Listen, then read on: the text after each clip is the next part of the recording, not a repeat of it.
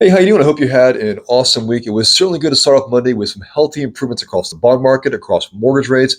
Those improvements held through Tuesday. Now, on Wednesday, we did have a bit of weakness and unfortunately lost a lot of the ground gained from the two previous days. And then on Thursday, we did another 180, had a very healthy rally that regained all those improvements. We had very rate friendly comments out of the ECB early in the morning.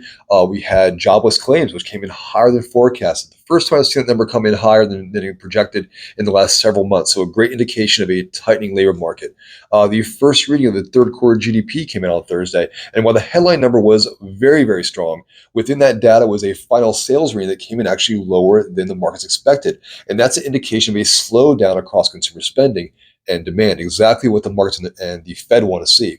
Now, those improvements from Thursday held through Friday. We did have PCE, the personal consumption expenditure, and while it isn't quite as much of a market mover as CPI, it certainly is watched by the Fed. So it's good to see those numbers come in at forecast. So rates end up the week in stronger territory than we started on Monday. So definitely a great thing to see. Now, next week is going to be huge. There is a ton of market moving potential throughout the week. We have the Fed's two-day meeting, Tuesday and Wednesday.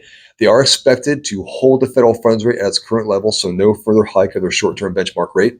Powell will have his press conference at 2:30 and Q&A session, but I think the markets are paying close attention to the next quarterly refunding announcement by the Treasury. How much money is the Treasury going to need to auction off to continue to fund the federal government?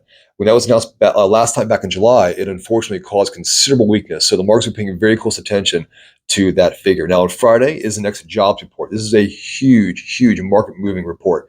All of the payroll and wage data from the preceding month. So pay very close attention to the jobs data on Friday. You have any questions about these headlines, about what it means for you and your pre-approval options? Definitely give me a call. I'd love to talk to you. Have a great week.